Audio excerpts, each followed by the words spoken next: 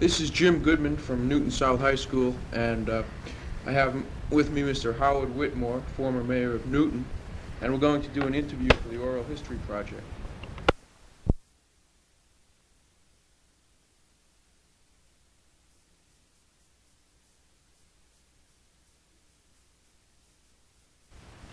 This is Jim Goodman from Newton South High School from the Oral History Project, and I'm interviewing Mr. Howard Whitmore, former mayor of Newton. Okay, first of all, Mr. Whitmore, why don't you tell us a little biographical information, where you were born, etc. You just have to speak. Well, thank you, Jim, and it's pleasant to be here. I appreciate the opportunity, and also particularly pleasant to have a neighbor conducting this interview. I was born in the city in a place called Woodcliff Road, moved to Columbus Street, both in Newton Highlands and eventually to Carver Road, and have lived there practically all my life except for a period during service in the Army, and I think it was 6 months in Duxbury when I was first married. So I've been a Newton resident all my life, and very happy to have been, and I think it's a great, great city. You have suggested perhaps that I speak a little bit about the chronology of my political experience or involvement, and I'm pleased to do so. It began in 1940, when I was approached by some of my neighbors to run for a Board of Aldermen. I say run, I shouldn't say that. It was a case of being appointed to fill a vacancy which had occurred in an at-large post in Ward 5.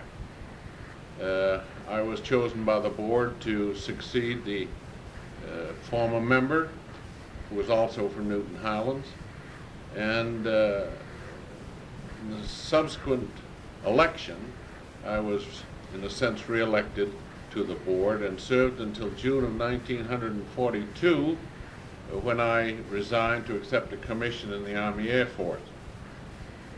After the service, I was requested to consider running for the post of representative in the Massachusetts General Court, Massachusetts House, and did so and was successfully elected in 1946.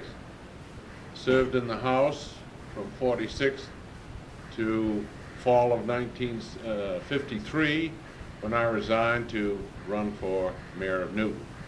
During my experience in the House of Representatives, I was particularly fortunate to hold several rather important posts.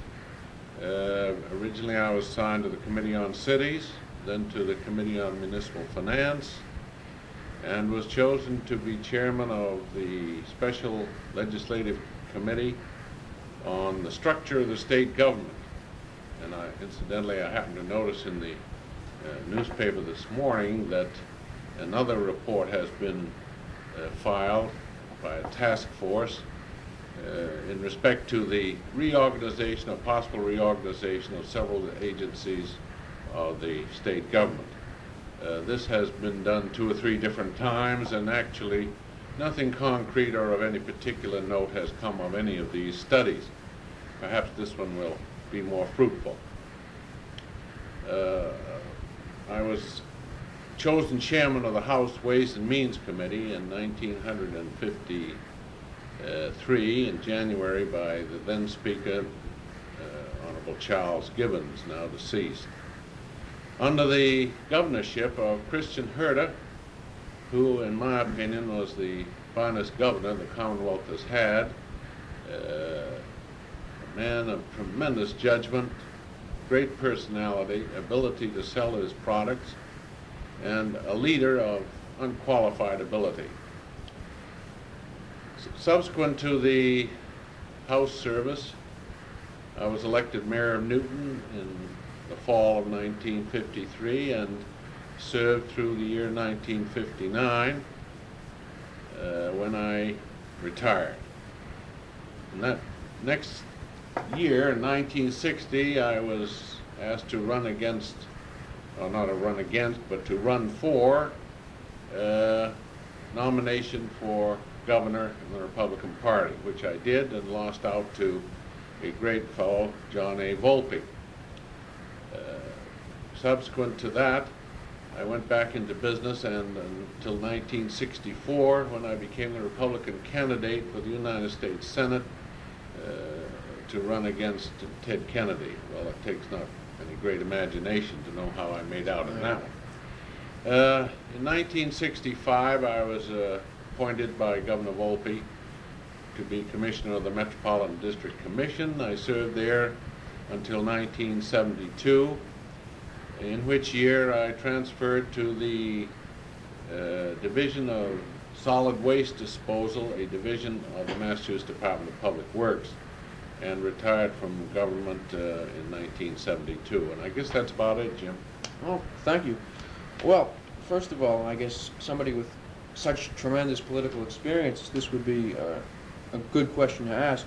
I was concerned with the political climate over the last, say, 20 or 30 years since you've been in office, how attitudes have changed, how politics is dealt with now versus what it was like then, what the general atmosphere was like in politics back then, and I think you have a good viewpoint from which you could tell us. Well, it's a broad question. It'll take time to answer all the phases of it, but briefly, we have seen during the period a change from Republicanism to Democrats.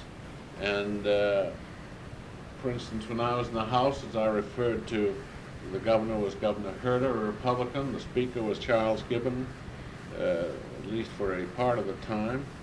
In 1947, when I first took office, there was a Republican Speaker of the House, and then it was followed by Charles Gibbons, and then Thomas Tip O'Neill, who is now the Majority Leader in the U.S. House. So the Republicans had a great deal more strength, shall we say, in the general court than they have today, when the general court is overwhelmingly Democrat. And the result was that there was a good balance there in the sense that the Republicans got through some of their program and the Democrats got through some of their program. There was, generally speaking, contrary to the opinions of many people, a good rapport between the Democrats and the Republicans, and a feeling not only of good fellowship, which sometimes is criticized, but a feeling of an objective which they sought, and at times there were politics, of course, but also at other times there was great objectivity on both sides of the aisle, and accomplishments, I think, were more perhaps than they are today. Now, in the economic fields and the sociological fields, I think there has been a trend away from, you might say, the conservative fiscal responsibility to the more generous welfare and social aspects in the programs of the Democrats, which is the will of the majority. Something that I cannot go all the way with, although I sympathize with much of it. And this has been the change, and we've seen it in the Congress as well as in the state government of Massachusetts. How about confining ourselves to the city? What would you say about the political climate in the city? How has politics changed? What was it like back then? What did people do? How involved were they? What was the general climate in the city then as to now? I guess you would have a very good viewpoint on that, being the mayor. Well, while I was in the state government, I was also pretty well aware of what was going on in the city, and even before that, when I was in the Board of Aldermen. The same thing basically was true in the city as I have mentioned for the state government. The Republicans, although it's a nonpartisan city, nonpartisan elections, the Republicans in the Board of Aldermen overwhelmed the Democrats. At that time, there were only 7 wards, so there were only 21 aldermen. Later, as you know, an 8th ward was added, so there are now 24 aldermen. But there was a tremendous feeling of objectivity in the Board of Aldermen, and the mayor was a Republican. In fact, I question whether there has ever been a Democrat mayor in the city of Newton. And there was no rankering, no individual efforts to promote himself or herself, and the result was we got an awful lot of work done. But the trend has moved away since, well, after World War II it began, and in the 50s it became conspicuous with the change in the thinking of the voters, with the immigration of a great many people from the city of Boston, and it became a democratic city, and the programs today, to me, are being expanded, perhaps unnecessarily. They're good, but not necessary. The result has been, as you know, in addition to the inflation aspect, which is great, there has been an increase in the budgets. In 1954, the budget of the city was about $20,600,000, and in 1976, it's $66 million some odd thousand dollars. The tax rate has gone from $44.50 to its present $150.40. Well, this has an impact on the city, particularly its older residents, as well as young people who would like to settle in Newton but cannot afford to do so. In fact, they have been moving out. The younger people, young married people, have been moving out into the outer suburbs as a result of the cost of the city's taxes and assessments and so forth. So you would say generally that there's been a real change in the climate. In other words, you would say that it's become more democratic. That's right. It's become much bigger spending programs. That's correct. That's a good analysis. And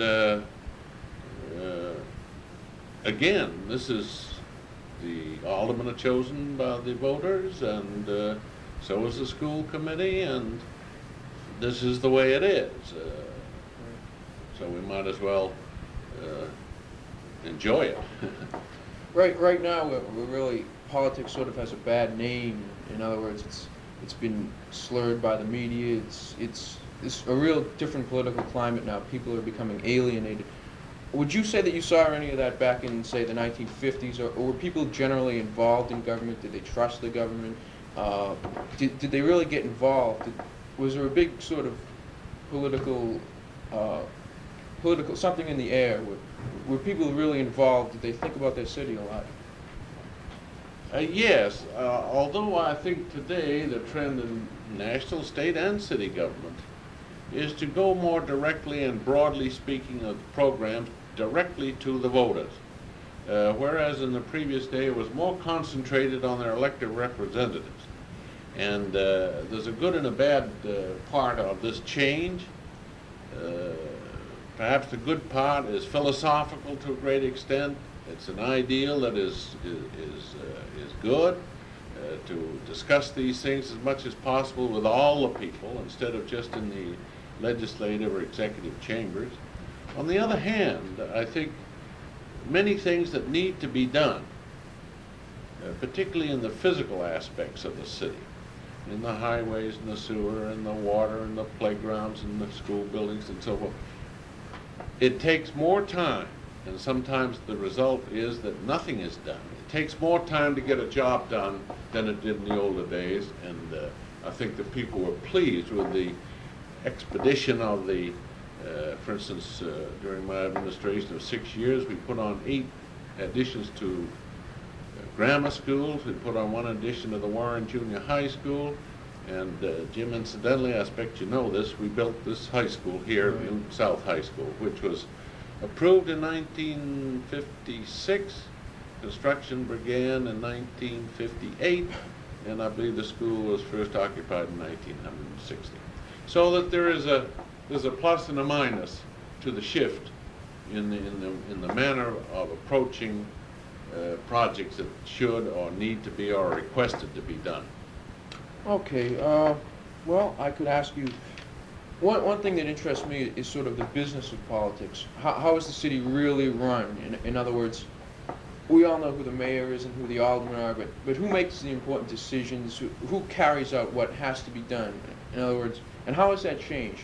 Who used to, for example, back in your administration, who were the real key people, the people behind the scenes who were really important and sort of controlled the city to some extent? Well, here again, Jim, there has been somewhat of a change. The basic charter of the city of Newton is what they call a strong mayor type. And being a strong mayor type, the mayor is the dominant figure. About 6 years ago, I think it was, there were some changes voted to the charter. The result has been, while it isn't a commission form of government, it approaches that. And the legislative branch, the Board of Aldermen, has inserted itself into many areas which are considered to be, over the years, the prerogative of the executive department. For instance, the Board of Aldermen is involving itself in contracts. It's involving itself in the selection or the treatment of personnel. I question whether this, I don't say it isn't, but I question the legality of this, and certainly the desirability of it. Because when you start to run a city under the influence or the dictation of 24 members of a Board of Aldermen, this again slows up the progress. And I see a change also to some extent, although I'm not close to the Board of Aldermen, nor am I very close to the total city government at this time. I see a change in the atmosphere in the Board of Aldermen, the esprit de corps, the objectivity of it, and the advent and growth of some selfishness, trying to promote their individual political futures, which sometimes do not correspond with the broad objectives of improvement of the city as a whole. And I think this is too bad. I think the programs that have been adopted, some of them are desirable, some I think are just frills. The spending atmosphere is much greater, even though we do have the fiscal problems that we do.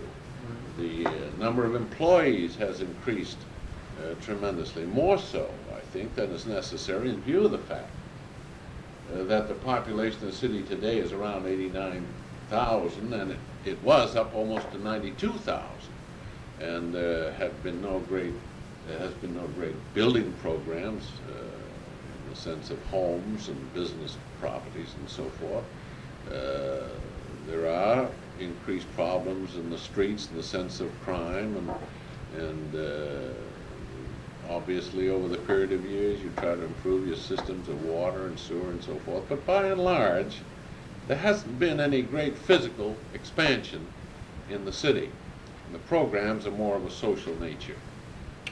Back in your day, would you say that the mayor had the main influence in running the city itself and getting the business done, or would you say that, in other words, who controlled what went on in the city, and not speaking about the Board of Aldermen, but speaking about the people who actually went out and got the contracts and hired different people and just made sure that the city ran smoothly? In other words, who were those people back then? Well, the mayor was, as I say, the dominant figure. Right. And he undertook and proposed and undertook, tried to sell certain projects that he felt were desirable. I mentioned the addition of school buildings. Some of those were promoted initially by the school committee or school people. As I say, there was a strong rapport between the legislature, the Board of Aldermen, and the mayor. And the mayor had certain projects that he wished to undertake, primarily of an executive nature. Now, for instance, during my administration, we put in a purchasing department, we put in a personnel bureau, we changed the budget form to what is known as a coded line item budget, which was a departure from the past. We established some citizens committees, and those committee members, those talents and experience and abilities you couldn't have bought for thousands of dollars. They served without any recompense at all. They helped no end in the construction of the school and other public buildings. There was a mayor's advisory committee on the construction of public buildings. There was a committee to select and set up select a consultant and set up the personnel department. We established the planning department. Even though it was not a full-fledged department, we hired one man who was a consultant, and he did the work, and it was excellent. We went into long-range planning. But during the administration, perhaps the most memorable things were the hurricanes of 1954 and 1955. In 1954, they occurred in August and September. The first one was tremendous damage through wind. The second one was more water and floods, which were just unbelievable. It cost the city around $300,000. We had to hire over 600 additional temporary employees, some 130 pieces of equipment to cope with it. Well, we were just getting out of that, and obviously attending to that and cleaning it up and feeling the effects of it. Postponed much of the work in '54 that was to have been done in '54, and we put it into '55. Along in 1955 came the two more hurricanes, one in August and one in October, and we had to deal with that. There was a great deal of damage. Then we had the controversy of the toll road extension through the heart of the city into Boston. We had the transfer of the Boston-Albany branch line, Highland Branch, into the MBTA system. All these things detracted or took our eyes off the ball of things we had programmed to do. These things occurred, and they had to be taken care of. We have, I think, still a tremendous ability in the department heads of the city. And they were the instigators and the proposers of many projects, some of which had to be done in the engineering fields. But we have had some marvelous department heads, and to work with them and all employees in my administration was a real pleasure. There was no bickering, there was no hard feeling. Everybody worked for a cause, and it was a pleasure to be there. Well, generally, I'm really interested in sort of seeing what life is like as the mayor, really. In other words, how did you make your decisions? Who did you rely on? Who did you really come in contact with? Who were your advisors? How did you decide what you were going to do one way or another? Well, usually this was a matter of talking with the department heads affected. One thing we discovered was that, for instance, in building the new, selecting the site and construction of a new South High School, many departments were concerned. It was the engineering department, public buildings department, the public works department, the recreation department, and we felt that there was a lack of overall coordination. So I appointed the then Director of Public Works, Mr. Willard S. Pratt, who, by the way, will have served 50 years come October. We appointed him coordinator, and from that time, that problem was pretty well solved. Generally speaking, if an idea originated in the mayor's office, we took it to the concerned department heads, and we went to the president and the finance committee of the Board of Aldermen before we submitted any official request which required funding.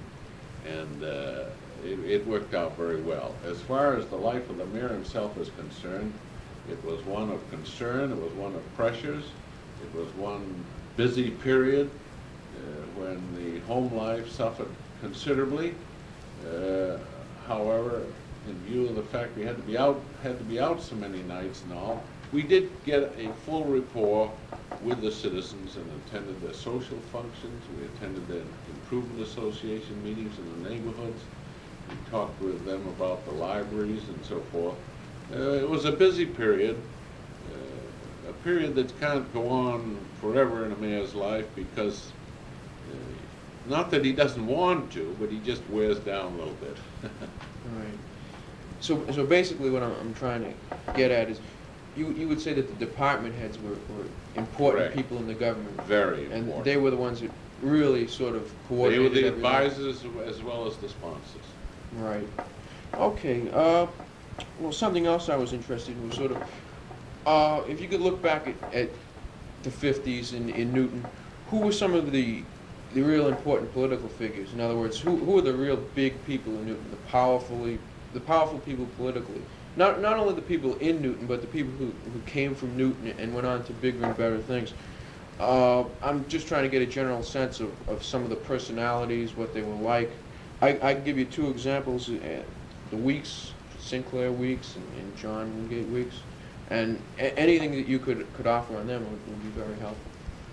Well, obviously I was not too well acquainted. In fact, I just knew him by name. It was John W. Weeks, who was the mayor and who later became Secretary of the Navy.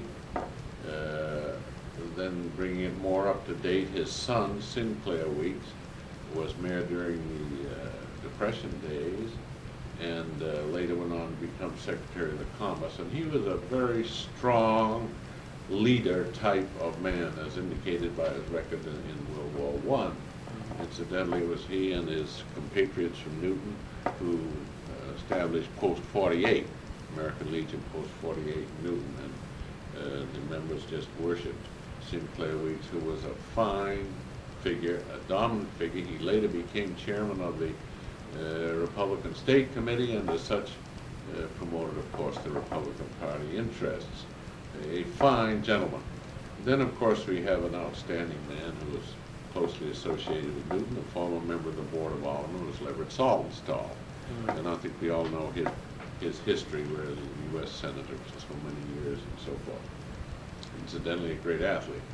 And then the longest term of office for a mayor was by Edwin O. Childs, who, and I've forgotten the exact number of years, but it was at least a dozen years and two different spells, two different terms. And he was beloved by the people, particularly in what we call the Nonantum area, which is a poorer section of the city. And he was a real, tremendously eloquent speaker, and he carried on. The first mayor to be a full-time mayor was my predecessor, Theodore R. Lockwood, who, as I say, became the first full-time mayor, and with his full-time service, the tempo of the activities in City Hall picked up a great deal. I think it was a great change, and he served for 6 years, and I served for 6 years, and Mayor Gibbs succeeded me 6 years, and Monty Baspas, now the judge of the district court in Newton, he served for 6 years. I don't know what the present mayor's plans may be, but it's become sort of a tradition, and I don't say it should be followed.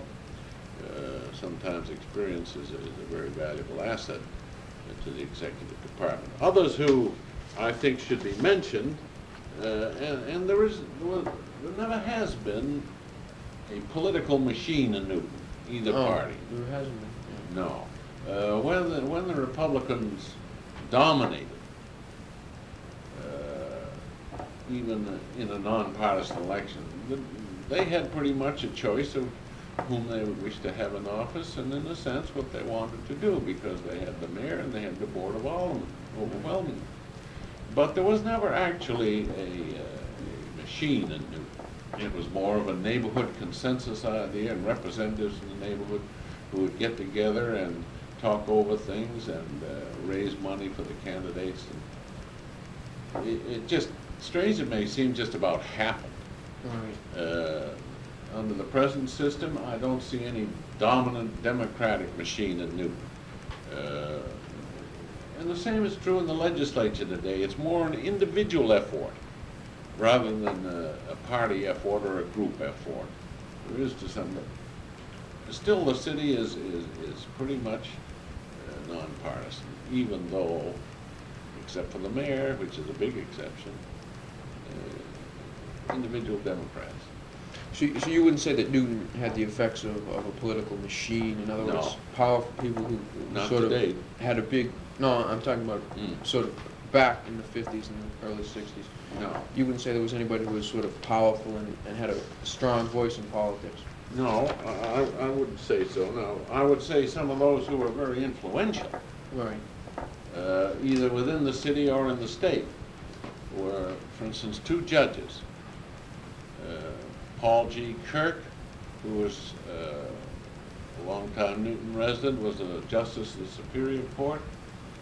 John Spaulding lived in Oak Hill. He was a member of the Supreme Court.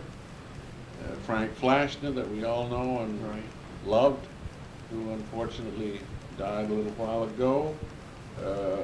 He was a member of the Board of Aldermen for several years before becoming the chief of the district courts. And then Mayor Baspis was previously city clerk in the city and had a great deal of influence. Mayor Gibbs was a representative in the general court, a senator in the general court, and mayor for 6 years. There was also in the school department a prominent figure who was beloved by everybody, very capable, tremendous salesman, great representative of the city of Newton, was Harold Gores, superintendent for a good many years. Then, as I mentioned, Bill Pratt, who has been in the Public Works Department for almost 50 years. Come October, he will be there 50 years. The two chairmen of the Finance Committee and the board had a tremendous influence. Earl Wood, who came from Auburndale, now deceased, and his successor, John P. Nixon, for several years. And the Finance Committee has a tremendous amount of power in the Board of Aldermen. And then I should mention Wendell Bachman, who has been in the Board of Aldermen. He succeeded me in 1942, has been there since that time, and for most of those years has been president of the board. Those are names that come to mind, although there are many others that should be mentioned that I haven't listed. How about, for example, people outside of politics, not in office, but who had an influence on the government? I've heard that there are some families or some people who sort of exert an influence and are important. That's the end of our tape. I would say rather individuals Very prominent business, successful businessmen of the community, doctors, professions, many academic people, scholastic people. but I'd say basically it's a group influence or Individual. influence. For instance, They the women. voted. Coming and going with an improvement association. We have the environmentalists today. These are the groups that it's a neighborhood or functional grouping that has influence in the city. Well, for example, legal improvers and other large functions, what's the danger act out there? Oh, it's how much control the brain, say. Well, when they have any control, they have some influence. I'll do that. Because when they're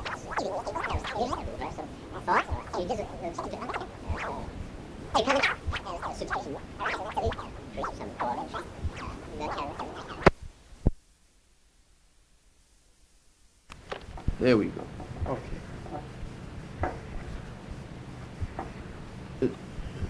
That's the microphone. Okay, as you were saying. Well, Jim, to sum it up, I'd say it's groups rather than individuals that have an influence, not a control in the city. And these come and go as situations arise or things need to be done or should be done in their opinion. They make themselves heard in a very polite and very considerate manner, but often very firm. Right. So basically you would say, just to sort of sum it all up, you'd say that there's really was no machine in Newton. There weren't any sort of influential figures per se. There were mainly groups had some influence, but really they didn't have that much of an influence in the city government. It sort of ran by itself. Well, it didn't run by itself, and it takes a lot of organization and some leadership and some initiative and energy to do it, but the citizens participated. They weren't rubber stamps by any means, but they were not a controlling influence. For instance, the Chamber of Commerce has a real influence in the city, and rightly so, but they don't dominate and they don't control the city. Okay, I think we've talked about that topic fairly well. Well, something else I'd be interested in is the significance of Newton in Massachusetts politics. In other words, how important is this city to the state, and how important is the mayor in state politics? What kind of influence do we have, and how important are we? Are we just some little community who really doesn't have that much influence, or are we a key part of the state, and specifically the mayor and the city government? How much pull do we have in the state capital? Well, I think our influence and our effective action in the state is similar to that of many other cities. I don't think we're conspicuous. I don't think we have an over-influence, nor do I think that we have no influence. Our influence might flow from the mayor or the board of aldermen and the mayor to the representatives in the general court, of which there are 4, or to the senator, who now lives in Brookline but represents Newton also under the realignment of the districts, through the counselor and the governor's council. The influence is largely through there. As you probably know, the bills that are filed in the legislature must be filed by, or filed by a member of the general court, either as his bill or, as they say on the bill itself, by request. And these are worked out with the representatives as a whole.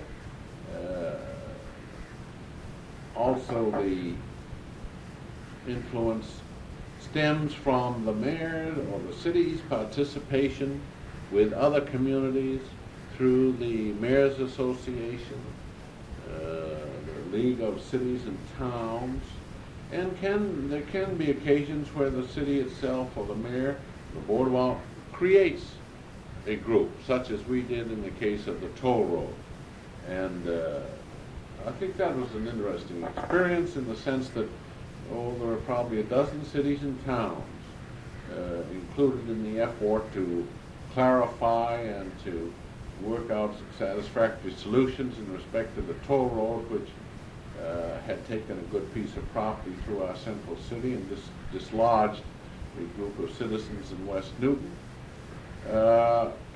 In that effort, we saw the potential for the cooperation of communities working together on a specific program.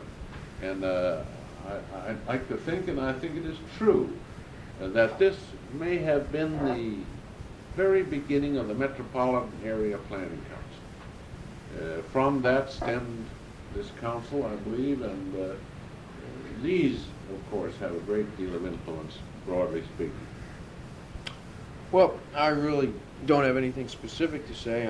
I'm sort of in awe by your great knowledge of politics over the last 20 or 30 years, and I don't know where to begin. I don't know very much about the details of Newton back in the 50s or the state, for example, and anything that you would care to offer about government, the Newton in general, how it has changed, anything like that, I'd be very happy. Well, Jim, we've had a good go at this, and I've enjoyed it immensely. If we were to discuss this entire matter and all its ramifications, we'd be here for quite a long time. Right. And not that I wouldn't like to be, but I think that we have covered the main features that you have brought up. But I would simply say that I think it's interesting to speculate as to the future of our city. The future of the city is, to a great extent, the same and bound up with other communities in the Commonwealth. Bear in mind that the towns and cities of the Commonwealth are creatures of the legislature and subject to practically anything they wish to do to the city or with the cities and towns. One of the great aspects of city government, which is difficult to control and is becoming more so all the time, is the so-called what the city owes the state and the state presumably owes the city. reflected in what we call the cherry sheet. And over the years, this has dwindled from a plus for the city to now a minus. And the city has very little, if anything, to say about this, and the costs are reflected in the city expenses and on the tax rate, and they are imposed upon it. This has a detrimental effect upon the cities and towns. On the other hand, in fairness, the state has got to get its money. The cities and towns, about their only source of any considerable revenue is the real estate tax, which is becoming burdensome, and it's not all to blame because of the mayor and board of aldermen by any means, because of these imposed costs for the state. I think the city, over the next few years, is going to have a belt tightening, the same as I think the state is, and hopefully perhaps the federal government. I think that they're going to reassess revalue the assessments, hopefully to come to a more equitable base. But the city is going to be the creature of the state, obviously. I think it may work more toward future development as a small apartment areas will be more prevalent. There will be very little home building because the city is practically built up from that standpoint. I look to see the city settle down into a mature community, adjusting itself as much as possible to the vagaries of the state and what is left for the city to raise money. I think the city is still a fine city. It will continue to be a fine city, largely because of the concern and the involvement of its citizens, who are fair-minded people who make themselves felt but are not continually griping and who are continually knocking down the city government. And I hope that this never occurs, because once it does, and once you become a political city, and there's some tendency toward it today, once you become an over-politically minded city, then the objectivity of the programs ceases to be. I think we have a great future, as we have had a great past. I look to see young people take more of a part. I hope they do. Fellows like yourselves who are obviously knowledgeable about the whole process. This is the saving grace of the city for the future. If we have a purpose, if we have an objective, and we have a good leadership and direction, the city will continue to be one of the best in the country, and hopefully the schools will continue to be. It was the schools, the excellence of the school system, that promoted primarily the influx of many people from the Boston area. Right. And the schools, I think, sometimes overexpend. I think they overexpand in the sense they don't need to have all the frills that they do have, but basically they are a fine system, good faculty, intelligent students, and this means a great deal to the city. Well, I think you've given an excellent view of the politics of the city. What would you say about life in the city to people back 20 years ago, say? How has it changed? What were people like back then? What was Newton like back then? It was much smaller, I think, I understand. It was really different. Could you give me sort of a view of life in Newton back then? Jim, I don't think it was so much different. You don't think so? The 50s,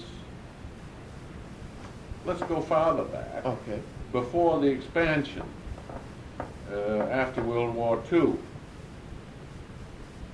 Obviously, that expansion involved development of a great deal of open land. Oak Hill, for instance, the Oak Hill section was just wide open. Right. The large estates on West Newton Hill were broken up and sold in house lots. And the city built itself up very rapidly after World War II. But the nature of the people, the thoughts of the people, there was a change in the ethnic setup, but they worked together. They basically just as interested, just as understanding, reasonable, good judgment. Obviously, emphasis on certain projects that were not emphasized in the earlier days, in the 40s, but they came to be, and the assimilation was good, and there wasn't a great deal of change in the people's thinking. We did have, and we still have, some excellent recreational facilities, and I was pleased to be a member of the Recreation Commission for over 10 years, and I think that they have the finest facilities of any city or town in the entire area. The number of playgrounds, the equipment, the supervision, it's great. And they have been an athletic community in the sense not only of the schools, but they've had leagues in baseball, hockey, softball. They've done a tremendous job, and they're doing even a stronger job today with the city built up. They become more important. There is some overlapping, I think, between the school department and the recreation department in the facilities and so forth, which I think will gradually be ironed out, and it'll be to the benefit of both programs. There wasn't a great deal of difference. What's a great deal? So basically, it's sort of the same, only it's grown a little, and it's... Yes, it's grown up and it's grown down. Only by a few thousand people. All right. Perhaps the most conspicuous changes have been in the registration of voters, whereas I say up to World War II and some years after that was dominantly Republican. Now the enrollment of voters is very obviously Democratic. I think that there are only about 14% of a total registration of 48,000, approximately 48,000 voters. The only 14% are Republicans. There are almost as many independents as Democrats. The experience has been over the years in analyzing votes that the independents are in effect voting Democratic. Right. So you see that reflected in the election of the representatives in the General Court, the Senator. You see it in the Board of Aldermen today. That is a big change. I think the services are of good quality. Obviously, they're affected by the inflation. Salaries have gone up, wages have gone up, costs of equipment have gone up, and so forth. They've moved along with the times, which is what they have to do. Generally, you'd say one big change you've noticed is from Republican to Democrat, and I'm very aware of what a Democratic administration is like in the city, but I was never really around when there was a Republican administration. How would you say that differed? In other words, in all policies, in having the Republicans in City Hall, how did that change life? How did that change politics for Newton? Well, they were there, and the Democrats came in, and the changes occurred since. Right. In other words, what changes were made by the Democrats? How were things different? That's what I'm trying to get at. Well, I think that number one is number one on the discussions in the Board of Aldermen. As I say, the trend toward influence and importance of the individual versus the group effort. When the Republicans were there, there were 2 or 3 Democrats, but the Democrats worked with the Republicans. I think today there's less of that cooperation in the Board of Aldermen. Now, the result is that it affects the programs and the projects of the city as a whole, and makes life, of course, much more difficult for the mayor. Right. The Republicans seem to get down to business sooner on a proposal. They worked together on it, they worked with the mayor on it, and they got the job done. There was very little, if any, patronage consideration. Today, I understand there is some. Now, I think that's too bad, but that's the way politics is. Politics involves judgments, and some tend toward the patronage as one of the influential means to retain influence or retain office. I have always felt that the best politics is a good administration. Right. And that is reflected on the projects, the expedition of the projects, the cost of the projects, and the results as to the use or benefit of the project. I think this is the best politics. However, maybe it isn't. But today I think there's a trend away from that, and there is more of the individualized protection and promotion aspect. Generally, did you see much sort of patronage in 30 years, say, since World War II? Have you seen a lot of that, or has it been less than one would expect? In the city? Right. Very little in the city. Very little. What little there was is reflected in the hiring of temporary summer help for the playgrounds and for the swimming pools and summer activities. But there was very little there. And one of the reasons, of course, is that the law requires, when there's a available list of civil service qualified people, take them off the civil service list. Right. Would you say that your philosophy of government as a Republican back then was different? How, in other words, was different than today? Did you sort of have a different way of running things, or have things basically stayed the same? As far as I'm concerned, my thoughts and ideas have changed somewhat with the times, but basically I think that they have not changed, and I presume I would be classified in that rather general term of a conservative.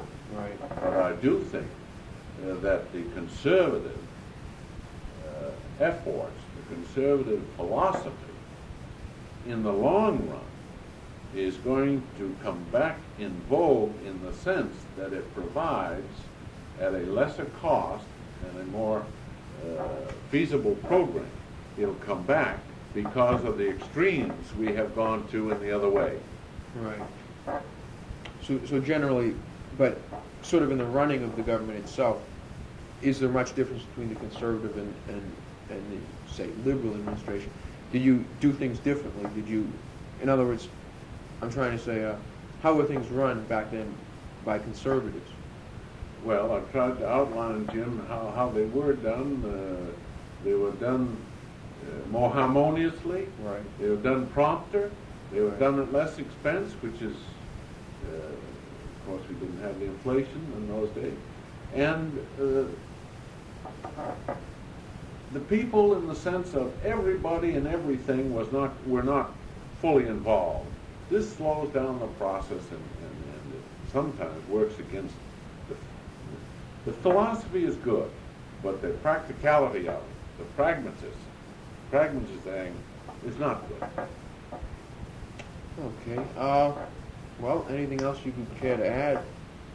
No, as I say, I've enjoyed this very much, and I don't know how this will look 50 years from now, but I won't be here to assess the results of it. Hopefully you will, and I am terribly pleased to be here in this building, which I have such a prominent part in steering, shall we say, with the architect. I think I told you when we discussed this prior to this meeting that